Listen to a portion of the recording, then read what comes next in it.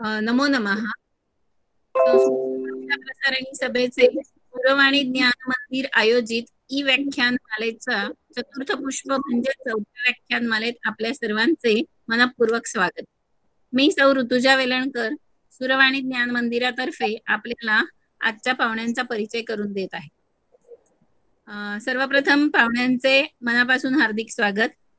आपले आजचे वक्ते आहेत प्राध्यापक डॉक्टर प्रशांत धर्माधिकारी. त्यांनी इंग्रजी व संस्कृत या दोन्ही विषयात MA केले आहे. इंग्रजी सेट व नेट परीक्षा उत्तीर्ण झाले असून त्यांनी सावित्रीबाई फुले पुणे विद्यापीठातून इंग्रजी विषयात PhD प्राप्त केली आहे. पौराणिक वाङ्मय आणि इंग्रजी कादंबरी हा त्यांच्या प्रबंधाचा विषय आहे. MA संस्कृत मध्ये सरांना गुणवत्तेचा टिळक महाराष्ट्र विद्यापीठाच्या वासुदेव शास्त्री पुरस्काराने सन्मानित करण्यात आले आहे. पुण्याच्या रानडे परकीय भाषा विभागातून फ्रेंच भाषेची पदवी मिळवली आहे. सध्या जोशी बेडेकर महाविद्यालयात इंग्रजी भाषा व साहित्याचे प्राध्यापक म्हणून ते कार्यरत आहेत. इसवी सन 2019 मध्ये क्योटो सांगियो युनिव्हर्सिटी जपान येथे अभ्यागत म्हणून त्यांनी व्याख्यान दिले आहे. याशिवाय त्यांची जपानच्या अभ्यास दौऱ्यासाठी देखील निवड करण्यात आली होती. इंग्लंडमध्ये उपनिषदांचे पाश्चात्य अभ्यासक या विषयावर त्यांची 2 व्याख्याने झालेली आहेत. सावरकरांच्या 139व्या जयंती निमित्त 28 मे 2019 रोजी महाराष्ट्र मंडळ लंडन येथे सावरकरांच्या कवितांवर इंग्रजीत कार्यक्रम करण्यासाठी निमंत्रित केले गेले होते. 14 एप्रिल 2019 रोजी भारताचे माननीय पंतप्रधान श्री नरेंद्र मोदी यांनी लिहिलेल्या बाबासाहेब आंबेडकर यांच्यावरील पुस्तकांच्या प्रकाशनासाठी राष्ट्रपती भवन दिल्ली येथे विशेष निमंत्रित केले गेले होते. हा कार्यक्रम राष्ट्रपती भवनाच्या दरबार अहवाल या प्रसिद्ध वास्तूमध्ये माननीय महामहिम राष्ट्रपती श्री रामनाथ कोविंद यांच्या शुभ हस्ते तसेच उपराष्ट्रपती माननीय श्री व्यंकय्या नायडू यांच्या हस्ते संपन्न झाला. हायर एज्युकेशन इन इंडिया या पुस्तकाचे हिमालया पब्लिकेशन कडून नुकतेच लॉकडाऊनच्या काळात प्रकाशन झाले. शृंगेरी शंकराचार्य यांच्याकडून संपूर्ण भगवद्गीता कंठस्थीकरणाचा ₹21,000 देऊन गौरव करण्यात आलेला आहे. याशिवाय सरांनी मराठीत गझल लेखन देखील केले आहे. सुरेश भटांनंतर मराठी गझल या भीमराव पांचाळे यांनी संपादित केलेल्या पुस्तकात 2 गझल प्रकाशित झाल्या आहेत. विद्याप्रसारक मंडळाच्या ऑक्सफर्ड, केम्ब्रिज व लंडन दौऱ्यासाठी सरांची 3दा निवड करण्यात आली आहे. असे हे विद्वान व्यक्तिमत्व सूरवाणीला आज व्याख्याते म्हणून लाभले आहेत, हे आमचे भाग्यच आहे. मी सरांना विनंती करते की त्यांनी आपल्या व्याख्यानाला सुरुवात करावी. धन्यवाद. नमस्कार सर्वांना. सर्वप्रथम वंदन करतो. आपली वेळ आपण पाळत आहोत, संख्येकडे न लक्ष देता. त्याच्यामुळं आजचा जो विषय मला दिलेला आहे, स्क्रीन शेअर होतीये ना माझी. आजचा विषय जो आहे तो आहे पुराण कथा व भारतीय इंग्रजी कादंबरी. सुरुवातीला 2 गोष्टी महत्वाच्या आधी सांगितल्या गेल्या पाहिजेत. आपण अगदी विषयाला थेट हात घालतोय आज. पुराण कथा म्हणजे काय आणि भारतीय इंग्रजी कादंबरी मला जे अपेक्षित आहे, आज मी जो विषय आज मांडणार आहे ते, या 2 गोष्टींबद्दल मी थोडक्यात तुम्हाला सुरुवातीलाच सांगतो की नेमकं पुराण कथा म्हणजे काय. आता आपल्याकडे मराठीमध्ये म्हण आहे पुराणातली वाणगी पुराणात वगैरे, ठीक आहे. वांगी म्हणतो आपण, ते वाणगी असा शब्द आहे. पुराण ही संकल्पना वेद, उपनिषद, त्याच्यानंतर पुराणांचा क्रम लागतो. आणि आज महत्वाचा दिवस म्हणजे आपणा सर्वांना माहिती असेल की आज आदिकवी जे आर्ष महाकाव्य लिहिणारे वाल्मिकी मुनी आहेत त्यांची जयंती आहे. त्यामुळे आज वाल्मिकी जयंती सुद्धा आहे. आणि आपण रामरक्षा म्हणत असताना असं म्हणतो की आरुह्य कविता शाखा वंदे वाल्मिकी कोकिलम. कविता रूपी शाखेवर आरोहण करून राम राम नावाचं पूजन करणाऱ्या वाल्मिकी रूपी कोकिलाला मी नमस्कार करतो, असा त्या मंत्राचा अर्थ आहे. अशा वाल्मिकी दिनाच्या निमित्तानं आज खरं आपण पुराणांवर बोलतोय, हा एक चांगला योगायोग आहे. पुराण या एकूण महत्वाचं सुरुवातीला असं सांगितलं पाहिजे की हा विषय इतका व्यापक आहे की त्यावरच किमान 7-7-8-8 दिवसांचे सप्ताह किंवा व्याख्यानमाला आपल्याला करता येईल. आजचा विषय जो आहे तो पुराणांमधील कथा आणि आपल्या परंपरांना सध्याच्या पॉप्युलर फिक्शन मध्ये, म्हणजे ज्याला 2000 नंतर इंग्रजी साहित्यामध्ये जे लेखन होत आहे त्यामध्ये पुराणांचा वापर करून कसा नवीन विचार आपल्या समोर मांडला जातोय, हा विषय मी आज खरं तर मांडणार आहे. मात्र थोडीशी सुरुवात करताना पुराण या शब्दाचा अर्थ 5 प्रकारे त्याचं लक्षण सांगितलेलं आहे पुराणांचं. जी संस्कृत विद्या पारंगत मंडळी आहे त्यांना हे परंपरेने आलेलं आहे.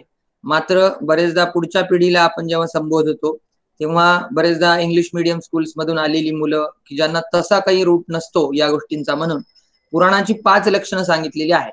सर्गश्च प्रतिसर्गश्च वंशो मन्वंतराणीच वंशानुचरितम चेती पुराणम पंचलक्षण, असं पुराणांचं लक्षण आहे. त्याच्यामध्ये सर्ग, प्रतिसर्ग, वंश, मन्वंतर आणि पुराण अशा संकल्पना सांगितलेल्या आहेत. त्याच्यामध्ये सर्ग म्हणजे सृष्टीच्या उत्पत्तीच्या वेळेला काय झालं ती कथा, प्रतिसर्ग म्हणजे त्याच्या पुढचा कालखंड, वंश म्हणजे आतापर्यंत ज्या राजांनी राज्य केलं त्या वंशांचं वर्णन, वंश कसे वंश, आणि वंशानुचरित म्हणजे ज्याला आपण डायनेस्टिक असं म्हणतो की तिथून आलेले जो राजवंशांचा काळ कसा आला. आपल्याला माहिती आहे श्रीमद भागवतामध्ये मन्वंतराची संकल्पना आहे, ठीक आहे ना. त्याप्रमाणे राजे बदलत गेले, त्यांनी कसा कार्यकाळ सांभाळला या गोष्टी आपण सांगतो, तर तो सुद्धा भाग पुराणांमध्ये येतो. थोडक्यामध्ये पुराणांचा हेतू याच्यासाठी असतो की वेद उपनिषदांमध्ये प्रतिपादित केलेला धर्म हा थोडासा ऍब्स्ट्रॅक्ट वाटू शकतो लोकांना, की नाही, तत्वज्ञानात्मक वाटू शकतो, म्हणून कॉमन मंडळींना सहज समजावा म्हणून व्यासांनी पुराणांची रचना केली असं परंपरेत म्हटलं गेलं. खऱ्या अर्थानं मी व्यासांना रिपॅकेजिंग करणारी एक महत्वाची संस्था असं समजतो. व्यास ही नंतर संस्थात्मक पायाभरणी त्या दृष्टीने झालेली, कारण एकाच व्यासांनी एवढा सगळं रचना केली असं म्हणतातच. व्यासोच्छिष्टम जगत्रयम असंही म्हटलं जातं. मात्र व्यास ही नंतर एक परंपरा निर्माण झाली की त्या पिढीवर येणाऱ्या मंडळींनी या पुराणांवर चिंतन केलं, आणि आपल्या सर्वांना माहिती आहे की 18 पुराण भारतीय परंपरेमध्ये अत्यंत प्रतिष्ठित आणि महत्वाची मानल्या जातात. अद्वयम मद्वयम चैव, तो एक श्लोक आहे, त्याच्यामध्ये मी अजून डिटेलमध्ये जात नाही. 18 पुराण कुठली, मग त्याच्यामधला विषय काय, थोडक्यामध्ये ब्रह्मपुराण, ब्रह्मवैवर्त पुराण, गरुड पुराण, शिवपुराण अशी वेगवेगळी पुराण आहे. आणि लॉकडाऊनच्या काळात आपण सर्वांनी रामायण महाभारत पाहिलं, त्यासोबत विष्णू पुराण, आता नवरात्रीच्या काळामध्ये देवीचं पुराण, देवी भागवत असं सुद्धा सुरू आहे. आणि त्याच्यामुळं आपल्याला या गोष्टी समजू शकतात. पुराण ही संकल्पना जी मांडल्या गेलेली आहे ती समजून घेणं महत्वाचं आहे. आणि पुराण म्हणजे काय, तर मी म्हटल्याप्रमाणे वेद उपनिषदामधील अत्यंत गहन तत्व कॉमन मॅनला समजतीलच अशी शक्यता नाही, म्हणून सोप्या सोप्या गोष्टींच्या रूपानं, नाही का, त्या गोष्टींच्या रूपानं आपल्याला जगताना आनंद व्हावा, कसं जगलं पाहिजे असं विचारलं तेव्हा काव्यशास्त्राने सांगितले रामादिवत वर्तितव्यम, नरावनादिवत, रामासारखं वागलं पाहिजे, किंवा रामो विग्रहवान धर्म, हा धर्माचं मुळात विग्रह स्वरूपच राम आहे. म्हणजे काय, थोडक्यात आपल्या समोर एक रोल मॉडेल उभे केलेले आहे आणि यांच्यासारखं वागलं पाहिजे, मग जीवनामध्ये हे होईल असं अर्थानं. पुराणांमध्ये अजून एक महत्वाची संकल्पना अशी आहे की विष्णू पुराणामध्ये विष्णू श्रेष्ठ सांगितले गेलाय, शिवपुराणामध्ये शिवश्रेष्ठ सांगितलं गेलेलं आहे, गणेश पुराणामध्ये गणपती श्रेष्ठ सांगितलं गेलेलं आहे. इथं याचा अर्थ असा आहे की विषय समजून सांगत असताना एखाद्याचं प्राधान्यानं वर्णन करणं असाच येतोय. याच्यामध्ये कुठेही हा याच्यापेक्षा श्रेष्ठ, त्याच्यापेक्षा श्रेष्ठ. आणि आज आपण पाहतो आहोत जगामध्ये सध्या जे काय सुरू आहे, फ्रान्समध्ये काय सुरू आहे, आणि या एकूण परिप्रेक्षामध्ये जेव्हा भारतीय परंपरा पाहतो तेव्हा असं लक्षात येतं आपलं वेगळं व्यवच्छेदक लक्षण असं आहे की आम्हीच श्रेष्ठ असं कधीच म्हटलेलं नाही. आपण असं म्हटलेलं आहे हे सगळे मार्ग आहेत एका परमतत्वाकडे जाण्याचा. प्रॉब्लेम कधी निर्माण होतो की जेव्हा एखादी व्यक्ती असं म्हणते की आमचाच विचार श्रेष्ठ आहे आणि बाकीच्यांना जगण्याचाच अधिकार नाही, तेव्हा खरा जो प्रॉब्लेम निर्माण होतो, कॉन्फ्लिक्ट निर्माण होते. आणि पुराणांची संकल्पना थोडीशी ऐतिहासिक संकल्पनेत समजून घेतली पाहिजे. किमान 5 ते 10 हजार वर्षांची आपल्याला इतिहास सध्याचा जो इतिहासकार मंडळी ती मांडतात. तसा पाहिला तर वेद हे अपौरुषेय आहेत आणि आपली परंपरा ही लाखो वर्ष जुनी आहे. परंतु whatever resources, historical evidences available to us, या सगळ्यांचा विचार करता अगदी नेहरूंनी सुद्धा लिहून ठेवले डिस्कवरी ऑफ इंडियामध्ये की Rigveda is the first written document of humanity. ते असं म्हणतात ऋग्वेद हा ह्युमॅनिटी म्हणजे मानवतेचा पहिला रिटन डॉक्युमेंट आहे. म्हणजे इथपासून म्हणजे 2000, 3000, 5000 असं पर्यंत ते मागे जातं. आणि प्रत्येक वेळेला धर्माचं एक नवीन रूप आणणं हा काम व्यासांनी केलेला आहे. म्हणून आपल्याला पहिल्यांदा पुराण संकल्पना काय आहे ही समजून घेतली पाहिजे. मग पुराणांमध्ये कुठल्या कुठल्या साधारणतः माहिती असलेल्या कथा आहे. रामायण आहे, महाभारत आहे. याला खरं तर पुराण म्हटल्या जात नाही, याला आर्ष महाकाव्य म्हणतात किंवा इतिहास पुराणाभ्याम वेदम समुपबृंहयेत असा एक मंत्र आहे, ज्याच्यामध्ये असं म्हटलंय इतिहास आणि पुराण या दोन गोष्टींचा अभ्यास करून वेदांचा अभ्यास केला पाहिजे. नुसता वेदाचा अभ्यास जर करायला गेलं तर त्या एकांगी अभ्यास होईल. म्हणजे किती मोठी परंपरा आहे पहा. आणि हे सगळं अभ्यास करण्यासाठी किमान 12-12 वर्ष चे टप्पे आपल्या आयुष्यात सांगितलेले आहेत. आज आपल्याकडे असं झालेलं आहे की 3 वर्षाचा कोर्स केला की आपल्याला डिग्री पाहिजे असते, आपल्याला 2 वर्षांचा डिप्लोमा केला की आपल्याला डिग्री पाहिजे असते. ऍक्च्युअली आपण जेवढा वेळ त्याच्यामध्ये देतो हा खूप कमी असतो. परंतु सध्या कसं आहे, सगळं डिमांड अँड सप्लाय त्यानुसार कमी करायचं, पण जास्तीत जास्त सर्टिफिकेट्स मिळवायची होड लागलेली आहे. त्याच्यामुळे या परंपरेकडे कोण पाहणार. आणि याचं परत एकदा नवीन अर्थाने परिशीलन झालं पाहिजे का. आपल्याकडे संस्कृतमध्ये चांगला शब्द आहे, त्याला समुपबृंहयेत असं म्हटलंय. उपबृंहण म्हणतात त्याला, म्हणजे अनालिसिस करून त्याच्यावर परत एकदा नवीन विचार मांडणं, हा विचार आपल्याकडे मांडला गेलेला आहे. दुर्दैवानं झालं असं की आपल्या परंपरांमध्ये कीर्तन परंपरा असेल किंवा पौराणिक काही मंडळी, आडनाव पण पुराणिक असतं बघा आपल्याकडं, पण ते इंजिनियर किंवा असं कुठल्या तरी मोठ्या पदावर असतात. आपण जर त्यांना विचारलं की पुराणिक ही संकल्पना काय, तर पुराण सांगत असणारा एक प्रोफेशन होतं आणि लोक येत असत आणि पुराणांची संकल्प. तर मुद्दा असा आहे की हे नंतर नंतर लुप्त पावत गेलं. आणि आपल्याला एकूण इतिहासाचे ठोकताळे जर पाहिले, खरं तर तो विषय खूप व्यापक आहे. मी अगदी थोडक्यात सांगणार आहे की इसवी सन पूर्व 6वे शतक आपण गौतम बुद्धांचा काळ म्हणतो. नंतर इसवी सनाचं 6वं शतक पुढचा काळ आदिशंकराचार्यांचा काळ आहे, ज्याच्यामध्ये सनातन धर्माला ग्लानी आली. त्यानंतर त्यांनी परत एकदा धर्माची प्रतिष्ठापना करण्याचा प्रयत्न केला. आणि त्यानंतर 12वं शतक ज्ञानेश्वरांचं आहे, आपल्या सर्वांना माहिती आहे, आपण महाराष्ट्राचा जर विचार केला. आणि परंतु त्याच काळामध्ये पुराणांवर रिजनल लँग्वेज मध्ये भाष्य झाली. आणि त्यांचा हेतू असा होता की देशावर आक्रमण होत राहिली सारखी, आणि त्या आक्रमण होत राहिल्यामुळं धर्माचं विशुद्ध स्वरूप वेद आणि उपनिषदांच्या माध्यमातून टिकवायचं काम काही मंडळींनी केलं. मात्र लार्जर सोसायटीसाठी, लोकांसाठी काहीतरी आपल्याला दिलं पाहिजे म्हणून या महाकाव्यांची, त्याच्यावरच्या भाष्यांची, आपल्याला माहिती आहे महाभागवत जो ग्रंथ आहे, श्रीमद भागवत, प्रत्येक राज्यामध्ये त्याच्यावर भाष्य लिहिलेलं आहे. महाराष्ट्रामध्ये एकनाथी भागवत लिहिलेलं आहे. रामायणावर प्रत्येक ठिकाणी भाष्य झालेलं आहे की नाही. तर खरं तर तो एक वेगळा विषय आहे रामायण आणि महाभारतांचा. पण आता पुराणांकडे वळूया. पौराणिक वाङ्मयामध्ये मी थोडंसं बृहत स्वरूपात या सगळ्या गोष्टींना घेईन. मी आज जो विषय मांडणार आहे तो असा आहे की इंग्रजी कादंबरीमध्ये, आता आपण इंग्रजी कादंबरी हा विषय याच्यासाठी निवडलाय की थोडंसं प्रबुद्ध जन जे आजचे आहेत, थोडंसं म्हणजे जे शिकलेली मंडळी आहेत, त्यांना वाचायची सवय असते. मग ते चेतन भगत बरोबर आमिष त्रिपाठी पण वाचायला लागतात. आणि आमिष त्रिपाठी, देवदत्त पटनायक, आनंद नीलकंठन, अश्विन संघी वगैरे ही जी सध्या पॉप्युलर होणारी जी लोक आहेत इंग्रजी साहित्यामध्ये, विशेष करून इंग्रजी कादंबरीमध्ये, त्यांच्याबद्दल मी खरं थोडक्यात तुम्हाला सांगणार आहे. आणि पुराणांना ज्या अर्थानं रिपॅकेजिंग त्यांनी केलंय ते कसं केलंय हा पण आज विषय आपण समजून घेणार आहोत. की खरं तर हा विषय माझा अभ्यासाचा विषय राहिलेला आहे की ह्या 3 लेखकांवर मी माझं काम केलंय पीएचडीचं. या तिघांना पैकी डाव्या बाजूला असलेला आमिष त्रिपाठी आहे आणि उजव्या बाजूला एक्झॅक्टली म्हणजे या साईडला असलेला देवदत्त पटनायक, मध्ये असलेला आनंद नीलकंठन. या 3 लेखकांच्या काही कादंबऱ्या, ह्या कादंबऱ्या निवडक कादंबऱ्या आहेत, समोर तुम्हाला दिसत असतील. याचे मी टायटल्स घेण्याचा प्रयत्न केला इथे. या कादंबऱ्यांवर काम झालंय, परंतु अशा किमान 100 ते 200 टायटल सध्या अमेझॉनवर जर तुम्ही गेलात, मी तुम्हाला स्क्रीन शेअर केलेलीच आहे, मी अगदी धावतं तुम्हाला दाखवतो. तुम्ही जर अमेझॉनवर गेलात, अमेझॉनवर हे आपण अवेलेबल आहेच, परंतु तुम्हाला लक्षात येईल किमान 200च्या वर तिथे टायटल्स आपल्याला मिळतात. की किती लेखक लिहित आहेत याच्यामध्ये. सध्या हा जॉनरा नवीन तयार झालेला आहे. आणि मग हा एकदम कशामुळे पुराण परंपरेला चालना मिळाली बरं का, हे आपल्याला लक्षात येईल.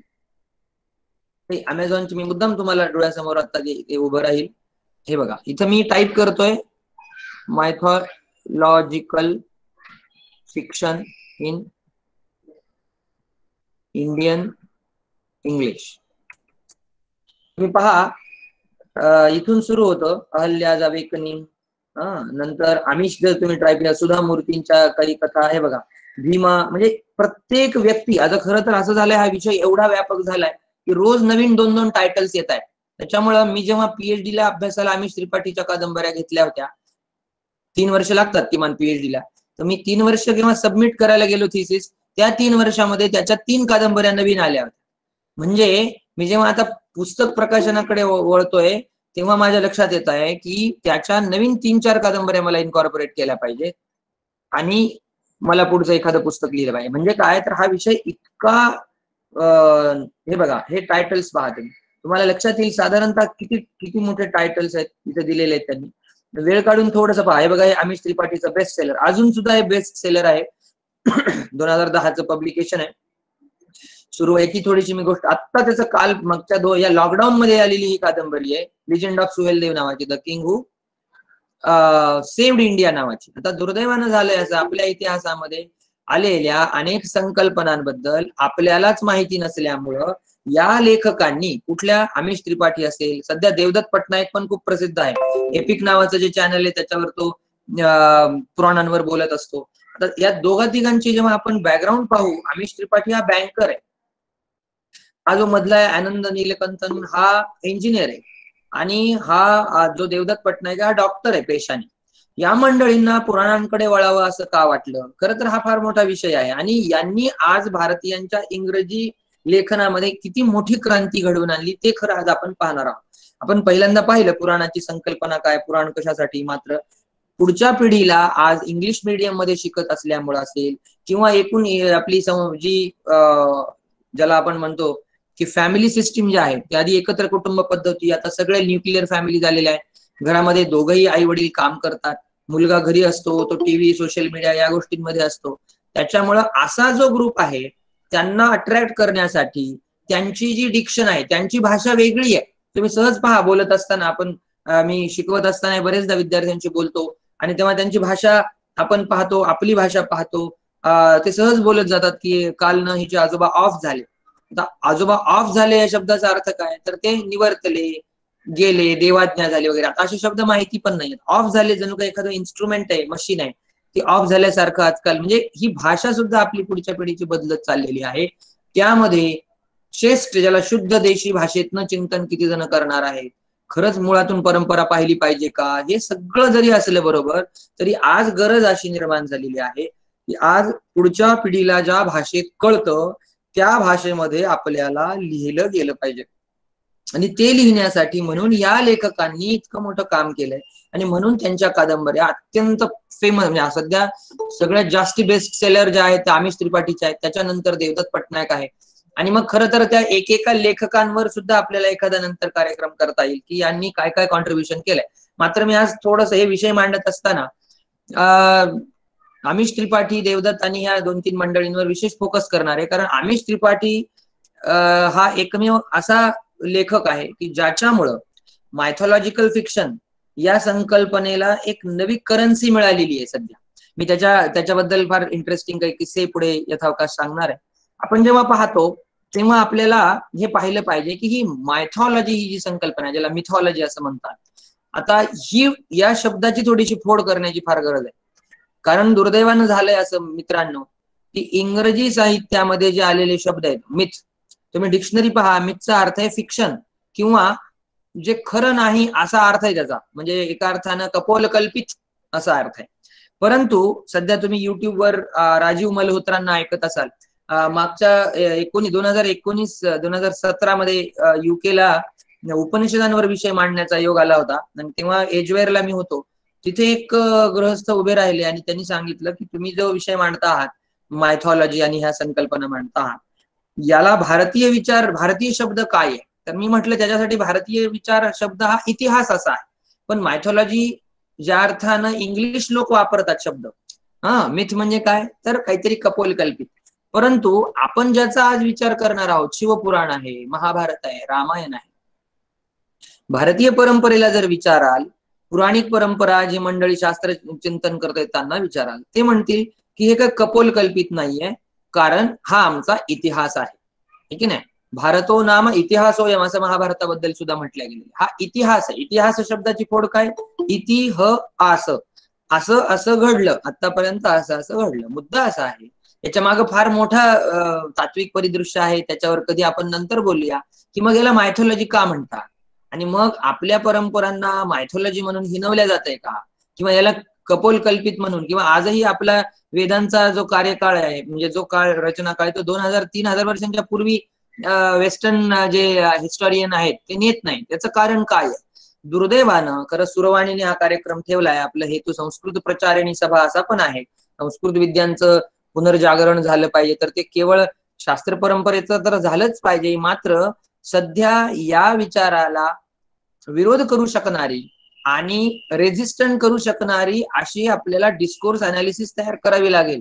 आपल्याला अशी मंडळी निर्माण करावी लागेल की ज्यांना संस्कृत परंपरा उत्तम येते, मात्र त्यासोबतच ह्या ज्या वेस्टर्न आयडिओलॉजीज आहेत, ज्याला लेफ्टिझम म्हणतो आपण, जे काय म्हणतो, प्रत्येकाची वेगळी विचारधारा आहे, मात्र आपली परंपरा डिफेंड करू शकणारी, उत्तम इंग्रजी जाणणारी, कम्प्युटर जाणणारी, संस्कृतचं चांगलं अध्ययन असणारी आणि जगाचं भान असणारी एखादी पिढी आपल्याला जोपर्यंत निर्माण करता येणार नाही, तोपर्यंत हे असलेलं आपल्यावरचं जे आक्रमण, एका अर्थानं हे आक्रमण आहे. एका अर्थानं तुम्ही कसं त्याला घेताय हा प्रत्येकाचा आपापला प्रश्न आहे.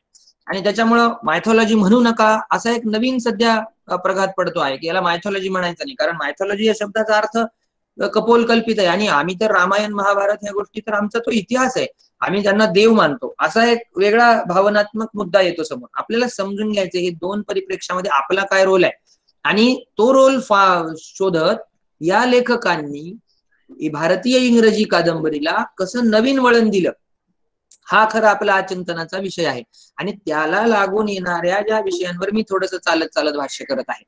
आता पहा तुम्ही, हे समोर जे तुम्हाला जी स्लाइड दिसते, त्या स्लाइड मध्ये पहिल्या 3 रो मध्ये पहिले जे 3 आहे ते पहा. The immortals of Meluha, the secret of the Nagas आणि ओथ ऑफ वायुपुत्राज, ही त्याची शिवा ट्रिलॉजी म्हणून पहिली कादंबरी आली आमिष त्रिपाठीची. मला आठवतं मी पुण्यात शिकत असताना सेनापती बापट रोडवर माझं वसतिगृह होतं, आणि तिथे जवळ क्रॉसवर्ड असायचं. क्रॉसवर्ड आपल्याला सर्वांना माहिती आहे, बुक चेन आहे पुस्तकांची, खूप चांगली अद्ययावत तिथे पुस्तकं असतात आणि बसून तुम्ही ते वाचू शकतात. आणि तिथे बसून मी वाचत असे, तेव्हा आमिष त्रिपाठीचा हा थोडासा नवीन काळ होता. तो बँकर आहे, तो मुंबईतला आहे, सेंट झेवियर्सला शिकला, IIM मधनं तो पोस्ट ग्रॅज्युएट झाला, आणि त्याने नंतर बँकिंग क्षेत्रात काम केलं 12 वर्ष. आणि नंतर त्याच्या लहानपणीच्या ज्या गोष्टी आहेत त्याला त्या बसू देत नव्हत्या. त्याच्या आजोबा हे काशीतले पंडित, ते त्याला लहानपणी गोष्टी सांगत असत. मी तुम्हाला याच्याबद्दल बोलतोय. तर सर दिसतोय का तुम्हाला लेझर पॉइंटर? ओके, हे बघा, हा आमिष त्रिपाठी, याच्याबद्दल मी सांगतोय. त्याच्या आजोबांनी लहानपणी त्याला कथा सांगितलेल्या, महादेवाची गोष्ट सांगितली, पुराणांच्या कथा सांगितल्या, आणि ते कुठेतरी त्याच्या मनात नेहमी रेजिस्टर राहिलेलं आहे. तो नोकरी केली त्यांनी, पुढे बँकिंग मध्ये गेला, 12 वर्ष काम केलं. आणि तुम्हाला नवल वाटेल, मुंबईतल्या ट्रॅफिक बद्दल आपण नेहमी कंप्लेन करतो. ही व्यक्ती मुंबईतल्या ट्रॅफिकला धन्यवाद देते. आता तुम्ही म्हणाल हे कसं काय, तर तो घरापासून त्याच्या ऑफिसला जाईपर्यंत किमान 2 तास ट्रॅफिकमुळे त्याला लागायचे. मनामध्ये सारखं महादेवाच्या बद्दल किंवा त्या गोष्टी त्यांनी लहानपणी आजोबांकडनं ऐकलेल्या, त्याला असं वाटत होतं की मी कधी कादंबरी लिहीन, आहे की नाही. तो खरं तर नंतर वेगळा विषय आहे, त्याच्यावर कधी वेगळ्या याच्यावर बोलीन. तर आमिष त्रिपाठी नेहमी असं लिहित राहायचा लॅपटॉप मध्ये जाताना येताना, आणि त्यांनी पहिली कादंबरी त्याची जी काढली ती म्हणजे इमॉर्टल्स ऑफ मेलुहा. आता टायटल याचं इतकं वेगळं आहे बघा.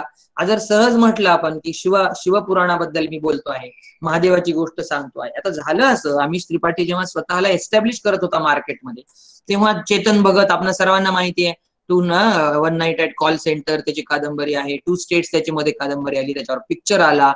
आणि त्याच एक साधारणतः त्याचा त्रिकोण असतो, लव्ह अफेअर असतं, कॉलेज लाईफ असतं, असे एक त्याचा एक मसाला टाईप कादंबऱ्या असतात जे चेतन भगतच्या आपण सर्वांना माहिती असेल. परंतु त्या काळामध्ये आमिष त्रिपाठी ही कादंबरी पब्लिश करायला निघाला. तो प्रयत्न करत होता पब्लिशरना भेटण्याचा. पब्लिशर सांगत होता की अरे महादेवाची कथा कोण वाचणार आहे आजच्या पिढीमध्ये, सगळे लोक लव्ह फिक्शन आणि लव्ह अफेअर्स या गोष्टींमध्ये वाचायला, आणि तुम्ही पहा चेतन भगत आहे त्याच्यासारखं काही लिहिता आलं तर पहा. म्हणजे जवळपास 20 वेळेला त्याची ही कादंबरी रिजेक्ट करण्यात आली पब्लिशर कडनं. तुम्हाला मी उदाहरण याच्यासाठी देतोय की पुराण कथा ह्या सध्याच्या एज्युकेशन, सध्याची जी इंग्रजी कादंबरी आहे त्याला कसं एक नवीन थ्रस्ट देऊ इच्छित आहे. ही गोष्ट खूप समजून घेण्यासारखी केस स्टडी म्हणून आपण समजून घेऊ. जवळपास 20 लोकांनी, 20 मोठ्या मोठ्या पब्लिशरनी त्याला सांगितलं की आम्ही ही कादंबरी छापू शकत नाही आहोत आणि त्याच्यामुळं तुम्ही काय करा, तुम्ही दुसऱ्या पब्लिशरकडे जा. त्यांनी प्रयत्न केले पण कोणीच छापायला तयार नाही. मग त्याच्या पत्नीने त्याला सांगितलं आपण असं करूया की आपणच छापूया. 5,000 प्रती पहिल्यांदा त्यांनी स्वतः, म्हणजे आता तो बँकिंग मध्ये होता त्याच्यामुळे त्याच्याकडे बऱ्यापैकी पैसा होता. म्हणजे मराठी कवींसारखं, मराठी लेखकांसारखं आपल्या सर्वांना माहिती आहे, नारायण सुर्वे असतील किंवा नादो महानोर असतील, त्यांना आयुष्यातली महत्वाची कमाई अगदी पत्नीच्या गळ्यातलं सोन्याचं मंगळसूत्र सुद्धा गहाण टाकून कविता संग्रह आणावे लागलेले आहे. म्हणजे दुर्दैवानं आपण हे मान्य केलं पाहिजे की आपण ज्या अर्थानं आपल्या कवींना, लेखकांना, गायकांना, कलाकारांना किती किंमत देतो आणि परदेशामध्ये किती किंमत दिल्या जाते तो खरं नंतरचा चिंतनाचा विषय राहील. आमिषने ठरवलं की हे पुस्तक मी छापणार आहे. पहिल्यांदा त्यांनी ते पुस्तक स्वतः छापलं 5,000. मात्र त्यांनी मार्केटिंग, आता पहा हे सांगायचंय मला विशेष करून की पुराण कथा जर आपल्याला परत एकदा प्रचलित करायच्या असतील तर आमिष त्रिपाठी हे त्याचं एक रोल मॉडेल आहे एका अर्थानं, असं मला वाटतं. त्याची गोष्ट कळाली की आपल्याला एकूण सगळा विषय समजून जाईल. त्यांनी काय केलं, प्रत्येक बुक सेलरकडे गेला, या पुस्तकाचा पहिला चॅप्टर त्यांनी फ्री अवेलेबल करून दिला. किंडल मॅगझिनवर त्यांनी ते पुस्तक, किंडलवर पुस्तक अवेलेबल करून दिलं. असं करत करत त्यांनी काय केलं, मार्केटिंग केलं, कारण तो IIM मधला होता. त्यांनी ते पुस्तक हे केलं. त्याला लक्षात आल्यानंतर की पहिलं चॅप्टर आपण फ्री देतोय, लोक पाहतायत, लोक वाचतायत. आता ही कथा काय आहे माहितीये का, इमॉर्टल्स ऑफ मेलुहा ही पहिली आली 2010 मध्ये आणि तिने काही दिवसांमध्ये त्याच्या 5,000 कॉपी सोल्ड आउट झाल्या. नंतर मात्र जेव्हा पब्लिशर्सना कळू लागलं की हे पुस्तक म्हणजे काहीतरी नवीन सेन्सेशन आहे, भारतीय इंग्रजी प्रकाशन विश्वाबद्दल बोलतोय मी, इंडियन पब्लिशिंग इंडस्ट्री बद्दल बोलतोय, इंडियन पब्लिशिंग इंडस्ट्री. आमिषला असं नंतर लक्षात आलं की सध्याचे लोक हे सोशल मीडियावर आहेत. त्यांनी काय केलं, एक युट्यूब ट्रेलर तयार केलं पुस्तकाचं. आता लक्षात घ्या, this was for the first time in Indian publishing industry that someone is coming out with a trailer of a book series. आणि ते ट्रेलर वेगवेगळ्या मल्टिप्लेक्सेस मध्ये मध्यंतराच्या काळामध्ये आपण पाहतो की नाही वेगवेगळ्या ऍडव्हर्टाईज, त्याच्यामध्ये एक ट्रेलर हे पण दाखवलं. खरं मी ट्रेलर दाखवलं असता, वेळ तेवढा नाही आपल्याला विषय मांडायचा, युट्यूबवर ते अवेलेबल आहे, तुम्ही आवर्जून पहा.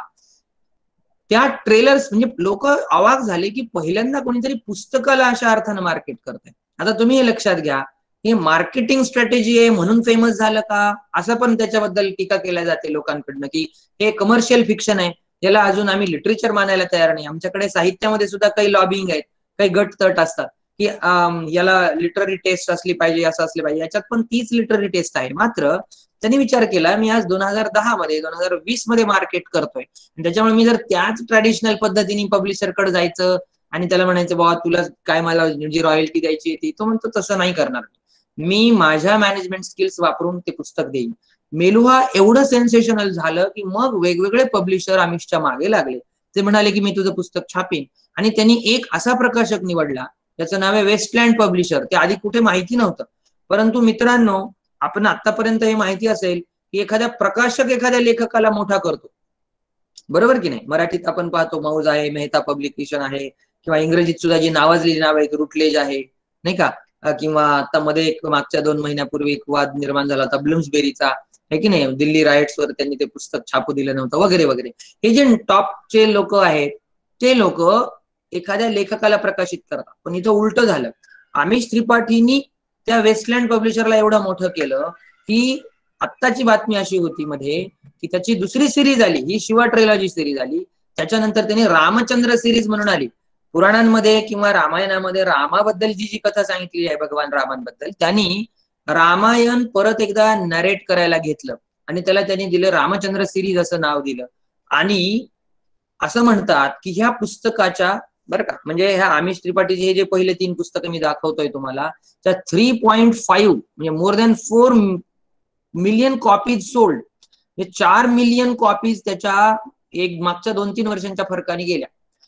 हे इतकं सेन्सेशनल होतं या क्षेत्रामधलं, लोकांना लक्षातच येत नव्हतं की जे सो कॉल्ड मोठे मोठे लोक जे स्वतःला डिड्डोजीराव मानत होते की नाही आम्ही म्हणजे इंडियन इंडस्ट्री आहोत, आम्ही म्हणजे कोणीतरी आहोत, आम्ही म्हणजे खऱ्या अर्थाने आमच्याशिवाय इंडस्ट्री चालू शकणार नाही वगैरे वगैरे असा विचार असणारी माणसं, आमिषचा जेव्हा उदय झाला पब्लिशिंग इंडस्ट्रीमध्ये तेव्हा सगळे अवाक झाले. त्यांना लक्षात आलं काय आहे, व्हॉट इज दिस. आणि तो तर कादंबरीमध्ये काय लिहितोय तर महादेवाची कथा सांगतोय.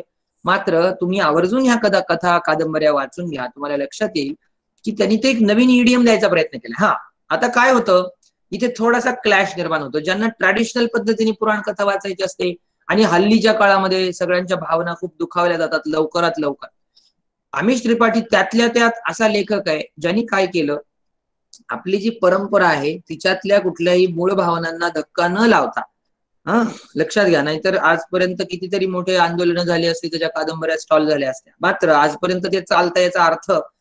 आणि मग त्याचं वैयक्तिक करिअर सुद्धा त्याच्यानं खूप मोठं झालं. त्यांनी ती बँकिंगची इंडस्ट्री सोडली आणि तो पूर्ण वेळ लेखक होता. आणि आत्ताची बातमी अशी मागच्या, आणि फॉर्च्युनेटली पुण्यात आणि 1-2 वेळेला भेटायचा पण योग आलेला आहे.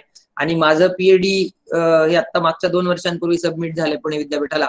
आणि इव्हन तो पण प्रयत्न झालाय की याच्यावर एक पुस्तक होऊ घातलेलं आहे. आणि हा असा थिसिस आहे की जो पॉप्युलर फिक्शनवर प्रकाशित झालेला काही निवडक थिसिस पैकी एक थिसिस आहे. असं म्हणणार नाही एकमेव थिसिस आहे, परंतु काय होतं पीएचडी विषय घेत असताना लोक आहे तेच विषय घ्यायचा प्रयत्न करतात ज्याच्यावर मटेरियल ऑलरेडी अवेलेबल आहे असा घ्यायचा विचार करतात. मात्र अगदी आत्ता प्रकाशित झालेल्या कादंबऱ्यांकडे वेगळ्या परिप्रेक्षात कसं पाहता येईल हा विषय घेऊन खरं मी तो विषय मांडलाय. आणि त्याचा पण मध्ये ईमेल आला होता की if it is in public domain I would like to read your thesis something like this. आज अमिष त्रिपाठी हा नेहरू सेंटर जे आहे लंडनला आयसीसीआरनी एक सेंटर आहे तिथे आतापर्यंत तिथे लेफ्टिस्ट मंडळी की जी काय म्हणतात तीच मंडळी तिथे एस्टॅब्लिश होत राहिलेली, तिथं आमिष आज एक इंडियन डिप्लोमॅट म्हणून गव्हर्नमेंट ऑफ इंडियाने त्याला अपॉइंट केलेला आहे. मला असं सांगायचंय की एखाद्या व्यक्तीच्या जीवनामध्ये पुराण आल्यानंतर वैयक्तिक उत्कर्ष तर होतोच होतो. ज्याला शंकराचार्यांनी यतः प्राणिनाम साक्षात अभ्युदय हा निश्रेयस सिद्धी सधर्म, धर्माची व्याख्या भगवद्गीतेच्या शांकर भाष्यावर सुरुवातीला केले की अभ्युदय असला पाहिजे आणि निश्रेयसाची सिद्धी. हे का करायचं तर माणसाचा अभ्युदय पण झाला पाहिजे आणि निश्रेयसाची सिद्धी पण झाली पाहिजे. मला असं वाटतं आमिषच्या आयुष्यामध्ये ह्या गोष्टी झालेल्या आहेत. आणि त्याचं नवीन आत्ता मागच्या लॉकडाऊन मध्ये आत्ता 1 महिन्यापूर्वी त्याचं सोहेल देवचं पुस्तक आलंय, अमेझॉनवर आवर्जून जाऊन पहा. मी सांगतोय काय मग आमिष त्रिपाठीकडे आपण आजच्या विषयाच्या अनुषंगाने कसं पाहू शकतो तर आमिषने या 2 म्हणजे 2 त्याच्या हे आल्या ट्रिलॉजी म्हणतो त्याला 3 कादंबऱ्यांचा सेट आणि ते मराठीत पण प्रकाशित झालेले आहे आणि रिजनल लँग्वेजेस मध्ये किमान 25 भाषांमध्ये ते प्रकाशित झालेले आहे. आणि तुम्हाला कल्पना येण्यासाठी एक फार इंटरेस्टिंग गोष्ट सांगतो. जेव्हा आमिषच्या ह्या 3 कादंबऱ्या प्रकाशित झाल्या, immortals of Meluha, secret of oath of Vayuputras and secret of Nagas, ही त्याच्यानंतर तो इतका प्रसिद्ध झाला की 5 कोटी रुपये, मी काय म्हणतोय ते तुम्हाला लक्षात येत असेल, एक पब्लिशर लेखकाकडे जातो आणि त्याला सांगतो की हे पहा हे टोकन अमाऊंट आहे 5 कोटी रुपयांचं, हे असू दे तुझ्याकडे. तो म्हणतोय की मी अजून पुढच्या कादंबरीचा विचार सुद्धा केलेला नाही आहे तिचा, मग मी जेव्हा विचार करीन तेव्हा सांगेन. पण प्रकाशक सांगतात की तुमच्या जेव्हा विचार येईल डोक्यामध्ये की नवीन कादंबरी तेव्हा तुम्ही आमच्याकडेच येऊन पब्लिश करायचंय, ही टोकन अमाऊंट. इंडियन पब्लिशिंग इंडस्ट्रीमध्ये हा उच्चांक होता. नाहीतर आज आपण पहा आपल्याला प्रकाशकाकडे खेटे घालावे लागतात किंवा माझं पुस्तक छापतोस का, मग त्यांचे खूप मोठे प्रोसिजर्स असतात वगैरे वगैरे वगैरे. इथे काय झालंय तो प्रकाशक म्हणतोय की जवळपास 5 कोटींचा चेक दिला आणि सांगितलं तुम्हाला जेव्हा वाटेल छापायचंय तेव्हा आमच्याकडे या. आता या घटनेचे रिपरकर्शन्स एवढे मोठे झाले की लोकांना कळालं अरे मायथॉलॉजी हा एक फार मोठा जॉनर आहे. आता दुसरा प्रश्न असा पडतो आपल्या मनात, मग लोक हे का वाचतायत की नाही, कशासाठी वाचतायत ही मंडळी, काय कशामुळे सगळ्यांना म्हणजे खरं तर वाचावं वाटतंय हे. तर त्याच्यावर काही मी टिप्पण केलेली आहे की reasons behind the rise of mythological fiction. याची काही महत्वाचे मुद्दे असे आहे की सध्या असं झालंय 1980 नंतर खरं तर लिबरलायझेशन वगैरे हे सगळं आलं, नंतर लोकांच्या हातात थोडासा पैसा खुळखुळू लागला माझ्या पीएचडी थिसिस जेव्हा मी डिफेंड करत होतो तेव्हा एका विद्यार्थ्याने तिथे डिफेंड करताना इंग्लिश डिपार्टमेंटच्या मला एक थोडासा खोचक प्रश्न असाही विचारला होता की तुम्हाला असं वाटतं का की हे फिक्शन खूप पॉप्युलर होतं, याचं कारण सध्या एक वेगळं सरकार सरकारामध्ये आहे आणि ह्या परंपरांना थोडंसं प्रमोशन करणारं सरकार आहे म्हणून आहे का? तर मी तिथे असं म्हणजे अर्थात हे दोन्ही अर्थानं बरोबर आहे, परंतु मला असं वाटत नाही. कारण लोकांच्या मनामध्ये 1980-90च्या दशकात थोडासा पैसा कसं असतं लक्षात घ्या, लोकांच्या खिशात जेव्हा पैसा येतो तेव्हा मग संस्कृती, तेव्हा आपली परंपरा याची आठवण येते. जेव्हा आपल्याला खायचेच प्रॉब्लेम्स आहेत तिथं मग माझं रामायण काय, महाभारत काय, कादंबरी काय, आज सुद्धा अशी लोक आपल्याला भेटतात, त्याचा काय उपयोग? मात्र आमिष सारख्या व्यक्तीने हे सांगून देण्याचा प्रयत्न केला की आपल्या रोजच्या जीवनामध्ये जे आपण प्रॉब्लेम फेस करतोय त्याला उत्तर आपल्या या पुराण परंपरांमध्ये मिळतात आणि म्हणून तुम्ही ते नव्या अर्थानं he has reinterpreted the myths from that perspective. आता मी मध्ये एक शब्द एक विषय बोलून तसा सोडला, तो असा होता की मग मायथॉलॉजी हा शब्द वापरायचा का? कारण ही जर इतिहास आहे पुराण परंपरा आहे, आपण त्याला पुराण म्हटलं तर लोकांना कळेल, मायथॉलॉजी का म्हणायचं? तर आमिष किंवा या मंडळींचा अभ्यास केल्यानंतर मला असं लक्षात येतं की त्यांनी मायथॉलॉजी हा शब्द वर्ड फॉर वर्ड सेक ठेवलाय, कारण लोक त्या दृष्टीने अट्रॅक्ट होतात. आणि त्यातल्या त्यात विशेष करून तुम्ही हे लक्षात घ्या, या लोकांनी जे लेखन केलंय हे भारतीयांसाठी केलंय, त्यांचे रीडर्स जे आहेत ते भारतात जास्ती आहेत आणि ते विचार नाही करत की परदेशात मला कोण पाहतंय आणि कोण वाचतंय. कारण त्यांनी असा ग्रुप टार्गेट केला की जो न्यूक्लिअर फॅमिलीज आहेत, घरात मुलगा आहे पण त्याला वाटतंय की माझ्या परंपरेबद्दल जाणून घ्यावं, परंतु गीता प्रेसचे पुस्तकं आणून महाभारताचे 20 खंड वाचायला त्याला वेळ नाही किंवा त्याची ती भाषा त्याला जमत नाही. त्याच्यामुळे अशा लोकांना नवीन लेखन करणारी मंडळी पाहिजे होती आणि ही जी वॉइड होती, हे जे रिकामी जागा, जी पोकळी होती, ती भरून काढण्याचा प्रयत्न या लेखकांनी केला. आमिषचं उदाहरण मी याच्यासाठी देतोय महत्वानं की त्यांनी हा जॉनरा एस्टॅब्लिश करण्यासाठी फार मोठा प्रयत्न केला. त्याच्या आधी अशोक बँकर होता, त्यांनी पण रामायणावर फार मोठी सिरीज आली, त्यांची खरं मोठी यादी आहे. आणि अशामध्ये कविता काणे म्हणून एक आहे, ती खूप चांगली लिहिते, विशेष करून पुराणांमधील ज्या स्त्री पात्र आहेत ठीक आहे, किंवा महाभारतातील द्रौपदी असेल किंवा लक्ष्मणाची जी पत्नी आहे तिच्याबद्दल लिहिल्या गेलेलं नाहीये फार, तिच्यावर कादंबरी लिहिल्या गेली असेल, किंवा अशा दुर्लक्षित पात्रांवर कादंबऱ्या लिहून आपल्याकडं असलेलं महाभारत, रामायण आदी पुराण परंपरांमधलं, आता शिवा ट्रिलॉजी मध्ये nothing but it is Shiva Purana, शिवपुराणातल्या कथा, त्याचे आजोबा काशीतले पंडित होते, त्यांनी त्याच्या लहानपणी मुलांना गोष्टी सांगितल्या आणि पुढे तो बँकर झाला, IIM मध्ये शिकला आणि तरी सुद्धा त्याच्या मनात ती बसू देत नव्हतं. आणि आज सुद्धा तुम्ही त्याचे इंटरव्ह्यूज ऐका, त्याला खूप मोठ्या मोठ्या ठिकाणी बोलवलं जातं, वेगवेगळ्या लिटरेचर फेस्टिवल्स मध्ये बोलवलं जातं आणि तिथं तो हे शब्द मांडतो की जो माणूस कधी आतापर्यंत लिहिलेलं नाही तो लिहायला लागला, याचं कारण तो म्हणतो महादेवाची कृपा आहे. आता तुम्ही थोडस शांत थांबून विचार करा की आजच्या 21व्या शतकामध्ये अजून आपण मॉडर्निझम आणि या सगळ्या गोष्टी मांडतो, एक लेखक जो प्रचंड फेमस झालेला आहे तो म्हणू शकेल की नाही माझा अभ्यास होता वगैरे, तो काय म्हणतो माहितीये का, मी कधी लिहिलेलं नाही, मी मात्र वाचत राहिलेलो आहे, हे जे आली कादंबरी माझ्या बाहेर ही भगवान महादेवांची म्हणजे करणी आहे की त्यांची कृपा आहे. असे उत्तर ऐकल्यानंतर जे कुठले अँकर्स असतात त्यांचा खरं चेहरा पाहण्यासारखा असतो आणि तो म्हणतो yes I am a true devotee of Lord Shiva, I believe that. आणि मला असं वाटतं की आजपर्यंत काही न लिहिणारा माणूस जर आज एवढं करू, आणि तुम्ही पहा 5-5 मिलियन कॉपीज जर त्याच्या हे होत असत, इंग्रजी साहित्यामध्ये ज्या कादंबऱ्या आजपर्यंत प्रकाशित झाल्या फार तर 10,000, 20,000, लाख, 1 लाखाच्या पलीकडे फार काही त्या कादंबऱ्यांना बेस्ट सेलर हे जे म्हटलं जातं ना आपल्याकडे, इज बेस्ट सेलर, आतापर्यंतची बेस्ट सेलरची कॉन्सेप्ट काय होती, 10,000, 20,000, लाख, 2 लाख फार झाले, त्याच्या पलीकडे कॉपीज जात नव्हते.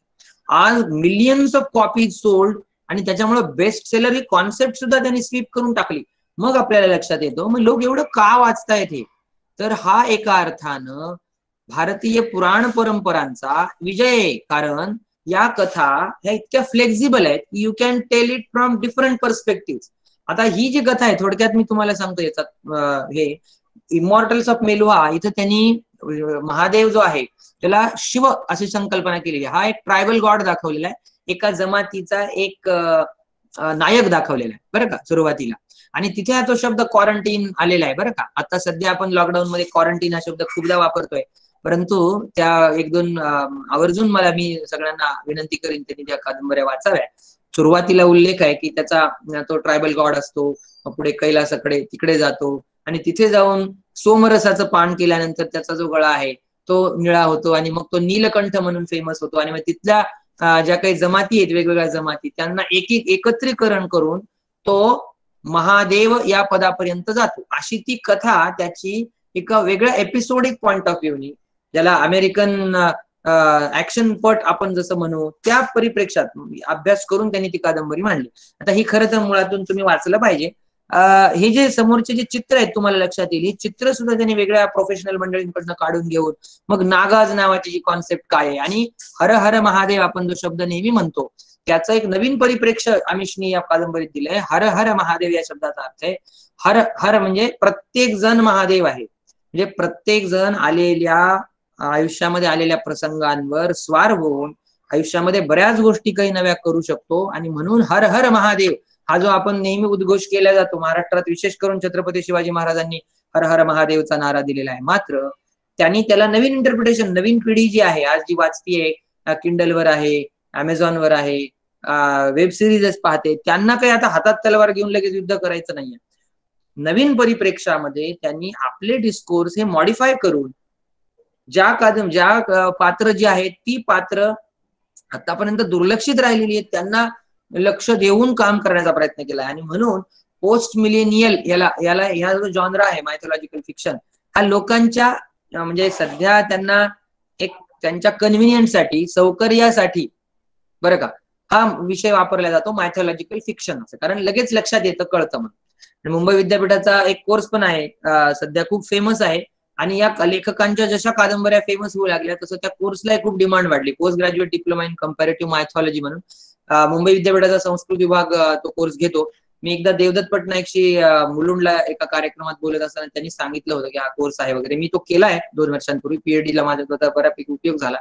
त्या कोर्समुळे होतं असं की भारतीय आपली जी परंपरा आहे ती आणि मिथ याची सांगड घालण्यासाठी आपण बऱ्यापैकी इक्विप होतो. आणि जे आपल्याला असा एक नवीन गट तयार करायला लागेल ज्यांना आपल्या परंपरा परत एकदा रिपॅकेज करता आल्या पाहिजेत, रिइंटरप्रिट करता आल्या पाहिजेत आणि दुसरं महत्वाचं कंपॅरेटिव्ह अनालिसिस करता आले पाहिजे. यांचं वैशिष्ट्य काय, अमिश असेल किंवा देवदत्त पटनायकचं असेल, यांनी काय केलंय, ग्रीक मायथॉलॉजीचा अभ्यास केलाय, जपानीज मायथॉलॉजीचा अभ्यास केलाय, चायनीज मायथॉलॉजीचा अभ्यास केलाय, इजिप्शियन, बॅबिलोनियन या सगळ्या मिथचा अभ्यास करून त्यांनी त्या परिप्रेक्षामध्ये तो विषय मांडायचा प्रयत्न केला. आणि त्याच्यामुळे काय होतं, यंग जनरेशनला ते जास्ती अपिलिंग होतं की नुसतं हे म्हणून नाही. मग ते आजच्या मॉडर्न परिप्रेक्षामध्ये जसं आता for example the secret of Nagas मध्ये असा एक प्रसंग येतो की तिथं वासुदेव म्हणून एक प्रकारची सेक्ट सांगितली आहे यांची ऋषींची, आणि ते एकत्र भेटत असतात वगैरे. आणि मग ते डोळे बंद करून दूरच्या व्यक्तीला ते कसं टेलिपॅथीनी बोलतात वगैरे, अशा काही गोष्टी. आता याच्यामध्ये तशा अर्थानं थोड्या चमत्कृतीजन्य गोष्टी सांगितलेल्या आहेत. हे जरी असलं तरी त्याला जस्टिफाय देण्याचा करण्याचा प्रयत्न केलाय आणि सायंटिफिकली जस्टिफाय करण्याचा प्रयत्न केलाय. मी याच्याबद्दल बोलतोय तेव्हा आपल्याला असं लक्षात येईल की मग आता लेखक कुठले कुठले आपल्याकडे सध्या या क्षेत्रात अवेलेबल आहे. तर हा आमिष आहे. त्याचं आमिषची दुसरी कादंबरी जी आता खूप प्रसिद्ध होते आहे ती आता मी म्हटल्याप्रमाणे लॉकडाऊन मध्ये आली. आणि रामचंद्र सिरीज मध्ये त्यांनी आता रामायण एका नव्या अर्थाने रिइंटरप्रिट करायला घेतलंय. हे पहा, लक्षात घ्या, पुराणांचं वैशिष्ट्य असं आहे, पुराण हे प्रत्येक वेळेला स्वतःला रिपॅकेज करत आलेले आहे. व्यासांनी हेच केलं. महर्षी व्यासांचं फार मोठं, म्हणजे महर्षी व्यास जर 2000-3000 वर्षांपूर्वी असतील तर आजच्या पुढच्या पिढीत ही मंडळी जे काम करताय ते त्यांचंच रिपॅकेजिंगचं काम आहे. आता बरेचदा होतं काय की यांचा मूळ संस्कृतचा अभ्यास नसल्यामुळं, लक्षात घ्या, महत्वाचं आपल्या समोर असलेलं चॅलेंज हे आहे, मूळ संस्कृत परंपरांचा अभ्यास नसताना सुद्धा भाषांतर वाचून त्यातील स्टोरीचं तत्व घेऊन काय करता येईल हे करून या मंडळींनी एवढा पल्ला गाठलाय. जर खऱ्या अर्थानं संस्कृतची जाण असणारा आणि या विषयांचं जाण असणारी व्यक्ती जर, आणि त्यांनी ऑफिशियली डिपार्टमेंटशी टायअप करून जाणकार व्यक्तींना त्यांच्या हे दाखवून बऱ्याच केलेला. काय होतं, बरेचदा काही लोकांचा अजेंडा असतो स्वतःचा. सध्या देवदत्त पटनायकवर दोन्ही अर्थानं, म्हणजे तो खूप वेगळ्या अर्थाने चांगलं लिहितो, काही लोक त्याच्या विरोधात पण सध्या उतरलेले आहेत. त्याच्यामध्ये राजीव मल्होत्रा आहेत आणि अन्य काही मंडळी आहेत. आणि त्यांचं एका अर्थाने हे आहे की तो वेगळ्या अर्थाने इंटरप्रिट करतो. मला असं वाटतं तो इंटरप्रिट करताना ज्या चुका होतात ते त्याला संस्कृतचं ज्ञान नसल्यामुळं किंवा मूळ परंपरांचं आपल्याला ज्या ट्रॅडिशनल पद्धतीने आपल्याला अभ्यास करायची सवय असते तसं नसल्यामुळं मग तो कदाचित आक्षेपार्ह वाटतो. पण मी थोडा वेगळ्या अर्थाने याच्याकडे पाहतो. मी म्हणतो की या 2-3 मंडळींनी पुराण परंपरा निदान परत रिपॅकेज करून आजच्या डिस्कोर्स मध्ये तरी आणल्या. आज चेतन भगत आणि अन्य कादंबरीकारांनी एकतर डिस्कोर्स रायटिंग मध्ये किंवा कुठली तरी कथाभाग असेच असतात त्यांचे. कथाभाग काय तर परदेशामध्ये स्थायिक झालेला नायक आणि त्याचं मग येणार आहे, मग भारतात येतो, प्रेम होतं वगैरे, अशा काही कादंबऱ्या किंवा त्याच्या आशय वस्तू ठरलेल्या असतात. मात्र या लोकांनी काय केलं, ठीक आहे भले त्याच्यामध्ये फ्लेक्झिबिलिटी आणली, थोडासा लिबर्टी घेतली, ज्याला पोएटिक लायसन्स म्हणतो नाही का. आणि तसं पाहिलं तर मग भासांनी सुद्धा रामायणातल्या कितीतरी कथांवर पोएटिक लिबर्टी घेऊन नाटकं लिहिलेलीच आहेत ना. आपल्याकडे आपल्याकडे स्वप्न वासवदत्त आहे किंवा प्रतिमा नावाचं नाटक भासाने लिहिलं, त्याच्यामध्ये त्यांनी कैकईला फार वेगळ्या अर्थाने परिप्रेक्षात पुटअप करायचा प्रयत्न केला. आणि त्याच्यामुळं आपल्याला आता आनंद नीलकंठन म्हणून एक लेखक आहे, त्यांनी रावणावर एक कादंबरी लिहिली आहे असुरा नावाची, आणि मग त्यांनी त्याच्या परिप्रेक्षातनं रामायण परत एकदा रिटेलिंग करायचा प्रयत्न केला. म्हणजे काय, आजच्या काळामध्ये पुराण परंपरांना आमिषनी सुरुवात करून दिल्यानंतर काही जणांनी ते सक्सेसफुली केलंय, काही जण प्रयत्न करताय, काही जणांना विरोध होतोय. हे सगळं आपल्या समोर आहे आणि प्रत्येकाचा एक स्वतंत्र विचार असतो. तुम्ही ते किती मानायचं, काय मानायचं, हा प्रत्येकाचा विषय. मात्र परंपरांना किंवा पुराण परंपरांना आजच्या डिस्कोर्स मध्ये आणण्याचं श्रेय या मंडळींना आपण दिलं पाहिजे, नंबर 1. आणि नंबर 2, मी आपणा सर्व मंडळींशी बोलतोय, प्रबुद्ध मंडळींशी, की जी संस्कृत परंपरा किंवा भारतीय असल्यामुळं आपल्या परंपरांकडे परत मागे जाऊ इच्छितात, तर त्यांच्या समोर उपलब्ध असलेली सध्याचे कुठले चॅलेंजेस आहेत ते पण त्यांना समजावे. खरं हा पण येतोय त्याच्या मागचा. आणि म्हणून आपल्याला जर एखादा विषय यांचा घेऊन, हे बघा, हे आनंद नीलकंठनचा विषय आहे, द प्रेग्नंट किंग नावाची एक कादंबरी आमिष त्रिपाठी हे देवदत्त पटनायकनी लिहिलेली आहे. ती खूप मधल्या काळात गाजली, पण तो नॉवेल्स लिहित नाही, याची एकमेव नॉवेल आहे प्रसिद्ध आहे. तर त्याच्यामध्ये भागवत पुराणामध्ये कथा येऊन जाते सुद्युम्नाची, बरं का, तीच कथा आहे. फक्त त्यांनी आजच्या, बघा, एवढं सांगून मला वाटतं ह्या एक 5-10 मिनिटांचा हे करून मग मी थांबणार आहे. एक 2-3 5-7 मिनिटांनी विषय कसा घेतलाय पहा. त्यांनी टायटल कसं दिलंय पहा, द प्रेग्नंट किंग असं नाव आहे. राजा प्रेग्नंट, बरं का. म्हणजे पहिल्यांदाच आपल्याला ते एकदम असं इंटरेस्टिंग वाटतं की अरे, how come a king can be a pregnant, म्हणजे असं आहे अर्थानं. दुसरं, त्यांनी ती एक कथा निवडली. आता बघा, महाभारत वाचत असताना इतक्या कथा आहेत, दुर्दैवानं आपल्याकडच्या किती मंडळींनी खऱ्या अर्थानं मुळातून महाभारत वाचले हा खरं संशोधनाचाच विषय. कारण आपल्याला व्हॉट्सअप आणि फेसबुक आणि स्वतःला अपडेट राहण्यामध्ये वेळच मिळत नाही. त्यात ते 1-1 लाख श्लोकांचे ग्रंथ वाचणार कोण, हा विषय. परंतु ही मला खरं कौतुक वाटतं, MBBS झालेली माणसं आहेत, नोकरी सोडून हे पूर्ण वेळ याच्यात आहे, स्वतःला एस्टॅब्लिश करतात. आणि तर ह्या कादंबरीचा विषय असा आहे की एक राजा आहे, त्या राजाला पत्नी आहे पण मुलगा होत नाहीये.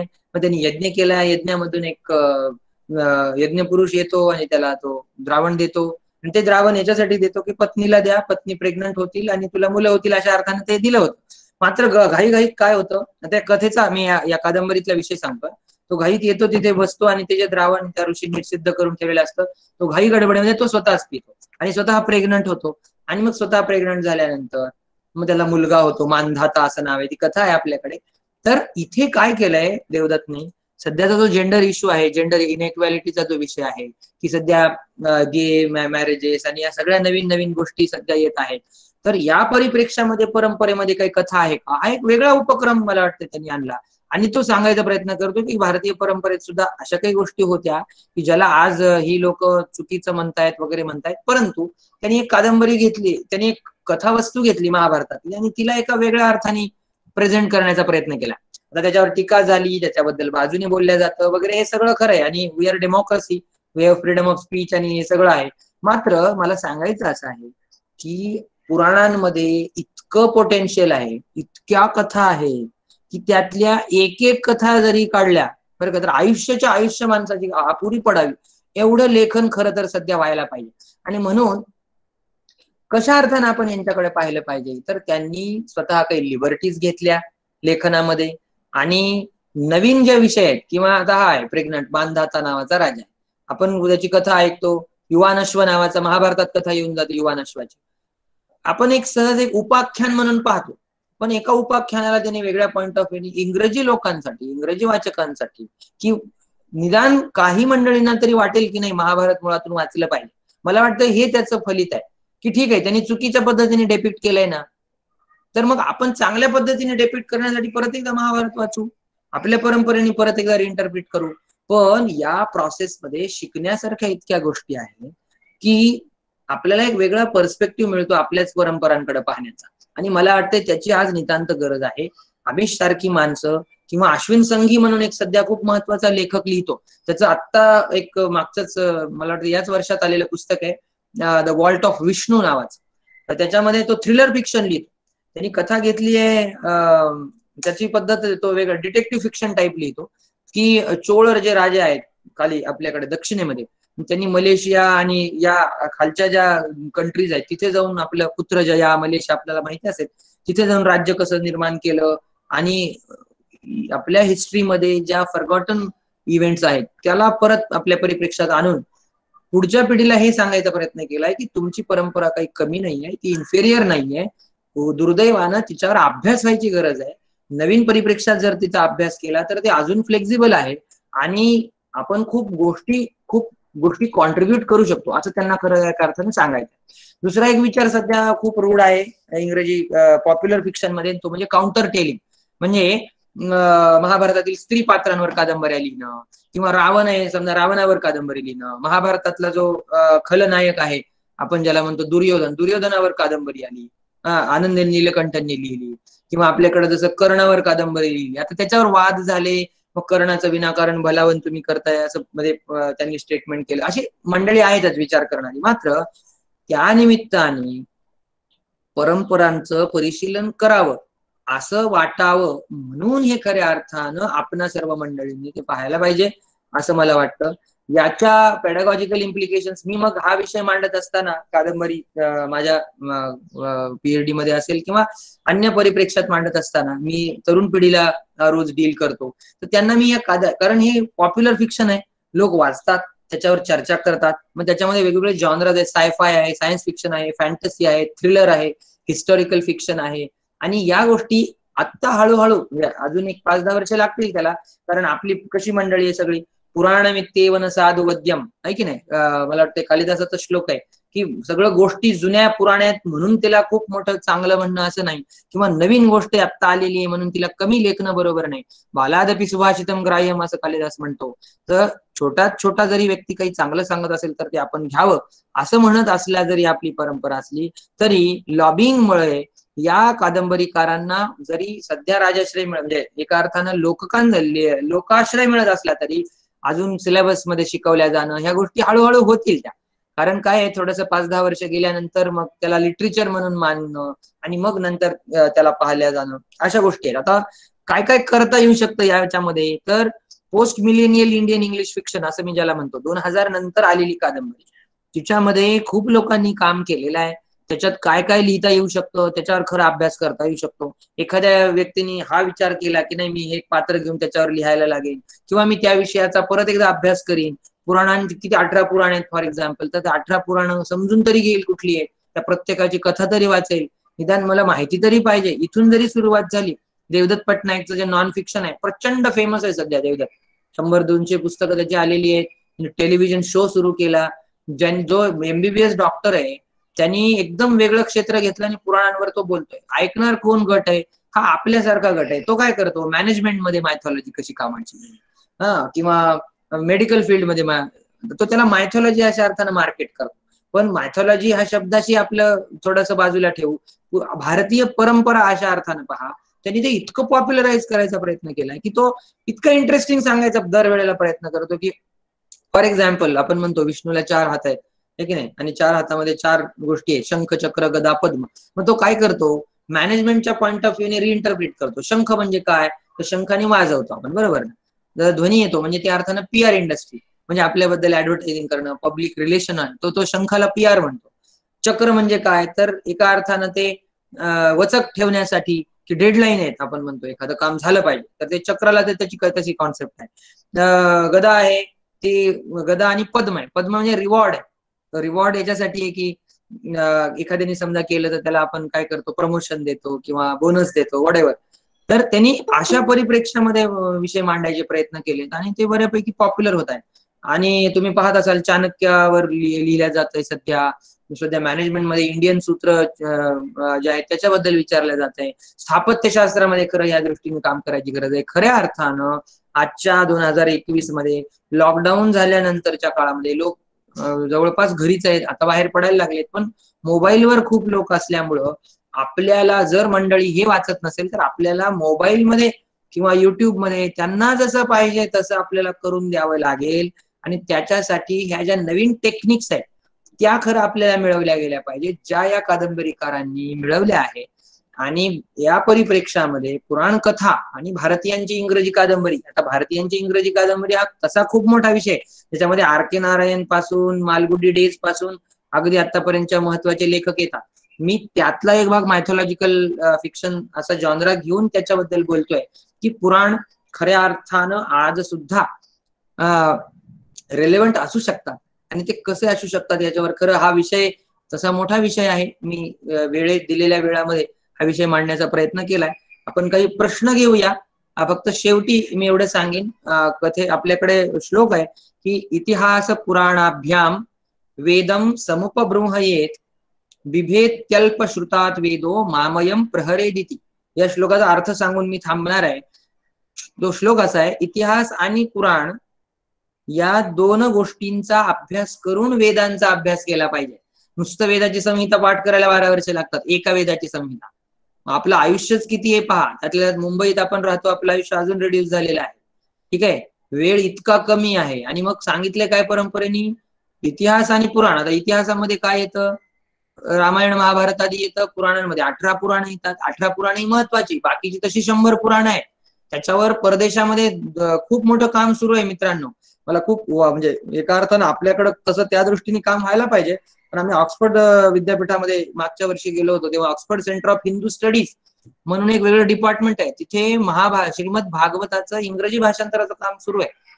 आपल्याला सर्वांना माहिती आहे की नाही, भागवत किती महत्वाचा ग्रंथ आहे, ज्याच्यावर भाषांतराचं काम तिथे सुरू आहे. आणि आज आपण जर हे करायचं म्हटलं तर आपण लगेच मग सॅप्रनायझेशन आणि मग कम्युनल आणि सेक्युलर आणि त्याच्यावर आपली भांडणं सुरू होतात. परंपरेकडे डोळस दृष्टीने पाहण्याची नितांत गरज झालेली आहे. आणि म्हणून आपली परंपरा सांगते, इतिहास आणि पुराणांचा, इतिहास पुराणाभ्याम वेदम समुपब्रह्मयेत, वेदाचं चिंतन करत असताना इतिहास पुराणांचा अभ्यास केल्याशिवाय ते कळणार नाही. आणि म्हणून पुढेची ओळ फार महत्वाची, बिभेत्यल्पश्रुतात वेदो, बिभेती अल्पश्रुतात वेदो. वेद जो आहे तो अल्पश्रुत माणसापासून घाबरतो. म्हणजे विचार करा, वेद काय करतो, बिभेती, घाबरतो. कोणाला, अल्पश्रुत म्हणजे कमी ज्ञान असलेला, थोडासाच अभ्यास केलेला, एकच थोडसच हे असलेला आणि स्वतःबद्दल खूप म्हणजे गर्व असलेला. बिभेती अल्पश्रुतात वेदो मामयम प्रहरेदिती. अरे हा माझा खून करेल की, हा माझं ज्ञान नष्ट करेल की काय, म्हणून वेद घाबरतात. कोणाकडून, अल्पश्रुत माणसाकडून. आणि त्याच्यामुळं आपण इतिहास पुराणांच्या सोबत पतंजलींनी महाभाष्यात असं लिहून ठेवलेलं आहे की निष्कारणेन षडंगो वेदो ध्येयो ज्ञेयश्च. व्यक्तीने निष्कारण षडंग वेदाचं अध्ययन केलं पाहिजे. अंग आहेत त्याची, शिक्षा, कल्प, निरुक्त, छंद, ज्योतिष अशी त्याची परत अंग आहे. थोडक्यात मला सांगायचंय काय, निष्कारण त्याचा अभ्यास केला पाहिजे. निष्कारण केला पाहिजे याचा अर्थ असा आहे, मी जरी वेगळ्या प्रोफेशन मध्ये असेल, मी डॉक्टर असेल, मी इंजिनियर असेल, कोणी असेल, पंतप्रधान असेल, राज्य, म्हणजे तुम्ही पहा एकनाथांचे जे गुरु होते जनार्दन स्वामी, ते एका गडाचे गडकरी होते आणि तरी पण ते अध्यात्म क्षेत्रातली फार मोठी विद्वान हस्ती होती. मुद्दा असा आहे, आपल्याकडे हे आधी होतं, आज आपल्याला ते रिवाईव्ह करायची गरज आहे. आणि सध्या समोर आपल्या असलेली चॅलेंजेस जेव्हा आपल्या समोर दिसायला लागतील तेव्हा खरं तर आपण काहीतरी प्रयत्न करू आणि त्या मार्गाने आपलं मार्गक्रमण होईल असं मला वाटतं. मला वाटतं आपण हा विषय मला वाटतं यथाशक्ती यथासमय जसा मिळाला त्या मांडायचा प्रयत्न केलाय. काही जणांना प्रश्न असतील तर काही जणांनी बोलायला मला काहीच हरकत नाही. माझं इथं व्याख्यान थांबवतोय मी, वाणीला विराम देतो. धन्यवाद. आणि मला सुरवाणीने ही संधी दिली आणि हा विचार मांडता आला, त्याबद्दल मी त्यांचा आभारी आहे. धन्यवाद सर. तुम्ही पण सुरवाणी करता वेळ काढला आणि आपलं मोलाचं मार्गदर्शन दिलं. एक वेगळा दृष्टिकोन विचार करायचा आताच्या लोकांना मिळालाय आपल्या व्याख्यानातून. आम्ही पण सुरवाणीतर्फे तुमचे आभार मानतो. जर कोणाच्या काही शंका असतील तर विचारा. त्याचबरोबर मला एक विनंती करायची आहे की सूरवाणी ज्ञान मंदिर ही जी पाठशाळा आहे तिला ज्यांना आर्थिक काही देणग्या देण्याची इच्छा असेल तर सूरवाणीला तुम्ही देऊ शकता. आर्थिक मदतीची गरज आहे तर ती तुम्ही देऊ शकता. त्याच्यासाठीचे बँक डिटेल्स मी व्याख्यानमालेच्या ग्रुपमध्ये देईन. शक्य असेल त्यांनी. आहेत का कोणाला? हॅलो. आणि कोणाला काही बोलायचं असेल सरांशी तर बोलू शकता.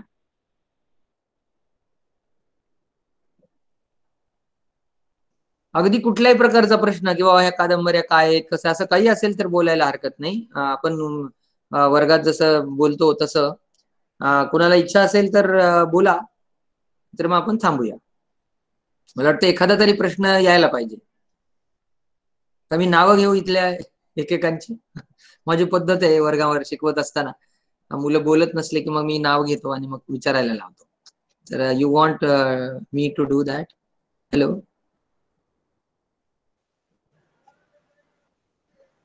नमस्कार सर, पंकज बोलतोय. हा बोल. एक प्रश्न की बऱ्याचशा ज्या ओरिजिनल कादंबऱ्या आहेत त्यांचं ट्रान्सलेशन करण्याचं सुद्धा सध्या एक फॅशन टाईप आहे. पण काही शब्द जी आहेत ती ऍक्च्युअल ट्रान्सलेट होत नाही संस्कृत मध्ये म्हणा किंवा इतर लँग्वेज. उदाहरणार्थ कामधेनू वगैरे. तर त्याचं जर लॉंग एक्सप्लेनेशन केलं वगैरे तर ते कितपत योग्य ठरेल आणि जी मूळची आकर्षकता असते कादंबरीमध्ये ती कशी टिकवावी? कामधेनू हे बघा, सध्या राजू मल्होत्रा एक विषय मांडतायत, तुम्ही पहा. ते म्हणतायत संस्कृत इनट्रान्सलेटेबल्स. बरं का. समजा फॉर एक्झाम्पल असा शब्द आहे धर्म, तर धर्म शब्दाचं रिलिजन हे भाषांतर असू शकत नाही. लक्षात घ्या तुम्ही मी काय म्हणतोय. हॅलो. आणि ते आपण भाषांतर केलं नाही पाहिजे. पॉप्युलर होण्यासाठी म्हणून आपण खूप मागे लागलेलो आहे. तर आपल्याला आपला ब्रँड एस्टॅब्लिश करण्यासाठी आधी आपल्या परंपरा समजून घ्याव्या लागतील आणि ते होत नाहीये दुर्दैवाने. जे होतंय ते फार तोडकं होत आहे. आणि सगळ्यात मोठा चॅलेंज काय सांगू का, संस्कृतवाल्या मंडळींना इंग्रजी किंवा पुढच्या विद्या येत नाही. इंग्रजी आणि या गोष्टी जाणणाऱ्यांना याचं संस्कृतचं ज्ञान नाही आणि त्याच्यामुळं हे दोन वेगळ्या पोल सपाट राहतात. त्याच्यामुळं परंपरेत खऱ्या अर्थानं जे काम व्हायला पाहिजे ते होत नाही. आणि ज्यांच्याकडे हे येत आहे त्यांना तशा संधी मिळत नाहीये. आयुष्यातला महत्वाचा टप्पा नोकरी हे याच्यामध्ये निघून जातो आणि त्याच्यामुळं जीर्ण मांगे सुभाषितम भरतुरारीने म्हटलेलं आहे, बौद्धारो मत्सरग्रस्तः विभवस्मय दूषितः दुर्बोधो अपहताश्चान्ये जीर्ण मांगे सुभाषितम. आता 2000 वर्षापूर्वी त्यांनी लिहिलंय. आज सुद्धा ते किती चपखलपणे बसतं बघा. तो म्हणतो विद्वान माणसाकडे जा ते मत्सराने ग्रस्त आहे. पैसेवाल्यांकडे जा ते त्याच्या याच्यामध्ये व्यस्त आहे. गरीब माणसाकडे जाऊन काही सांगायला जा त्याच्या पोटापाण्याचा प्रश्न आहे. आणि मग मला जे सांगायचं होतं जीर्णम अंगे सुभाषितम, मला जे सांगायचं होतं ते माझ्या शरीरामध्ये तसंच्या तसं जीर्ण होऊन गेलं. कसं आहे माहितीये का, हे संस्कृतीच्या पुनर्जागरणाचं काम आहे, पुनरुत्थानाचं काम आहे. त्याच्यासाठी तुम्ही जो प्रश्न विचारला, हे शब्द कामधेनू आहे, आशेच्या आशे शब्द वापरले पाहिजेत असं माझं मत आहे. धर्म असेल, तप शब्द आहे, समजा फॉर एक्झाम्पल तपस असा शब्द, तप केलं म्हणतो, त्याला तुम्ही पेनान्स असा शब्द वापरला, तो पेनान्सचा ख्रिश्चन वर्ड आहे, त्याला त्या अर्थाने तो बसत नाही तिथे. किंवा सिन म्हणतो आपण पापाला. किंवा तुम्ही पहा दास असा शब्द आहे, दास आपण म्हणतो दासानुदास. दास हा खूप एका अर्थाने चांगला शब्द आहे आपल्याकडे भक्ती क्षेत्रातला, बरं का.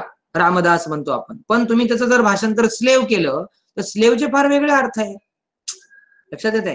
त्याच्यामुळे there are some Sanskrit untranslatables that you cannot translate into other words. आता तुम्ही पहा, धर्म हा शब्द आहे आणि रिलिजन शब्द आहे, अक्षरशः वेगळे अर्थ आहेत. रिलिजनचा अर्थ संप्रदाय, धर्म हा फार वेगळ्या अर्थानं आपल्याकडे परंपरेत मांडला जातो.